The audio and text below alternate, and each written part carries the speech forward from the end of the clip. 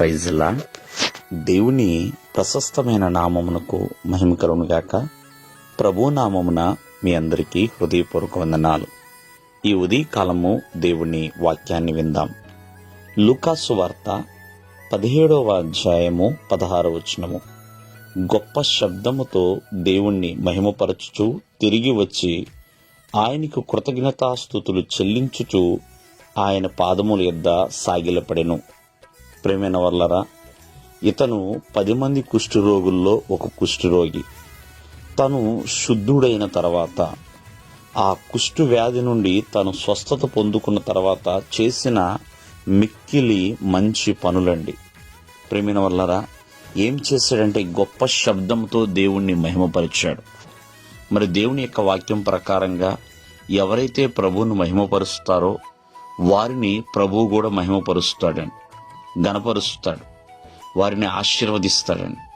అంతేకాదు ఆయనకి కృతజ్ఞతాస్తుతులు చెల్లించాడు. ప్రేమైన వల్లరా, కావున మరి బైబిల్ గ్రంథంలో ఎడతెగక ఎల్లప్పుడూ కూడా కృతజ్ఞతాస్తుతులు చెల్లించుండని, ఏ మేలైతే తను పొందుకున్నాడో ఆ మేలును మర్చిపోలా. మరి ఆ మిగిలిన 9 మంది ప్రేమైన వల్లరా ప్రభు యొద్దకు తిరిగి రాలేదు. వారి వారి గృహాలకు వాళ్ళు వెళ్ళిపోయారు. ప్రేమైన వల్లరా, మరి ఇతను మాత్రమే వచ్చాడు, దేవునికి కృతజ్ఞతాస్తుతులు చెల్లించాడండి. మేలు వెంబడి మేలు చూడాలన్నా, కృప వెంబడి కృప పొందుకోవాలన్నా ప్రభువుకి కృతజ్ఞతాస్తుతి చెల్లించాలి. అంతేకాకుండా దేవుని పాదముల ఎదుట సాగిలపడ్డాడండి.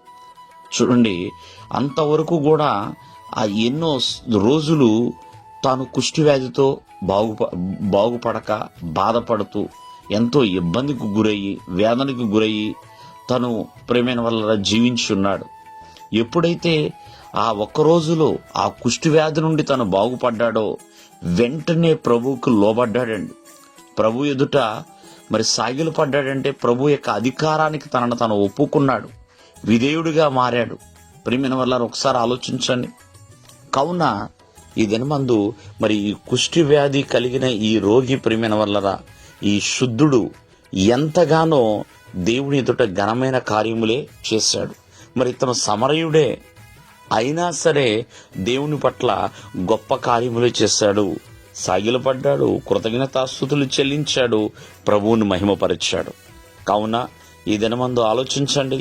మరి ప్రతి విషయంలో మేలు పొందిన తర్వాత, దేవుని ద్వారా మేలు పొందిన తర్వాత మరి ఏ కార్యములు మనం చేయగలుగుతున్నాం? కృతజ్ఞతాస్తుతి చెల్లించగలుగుతున్నామా?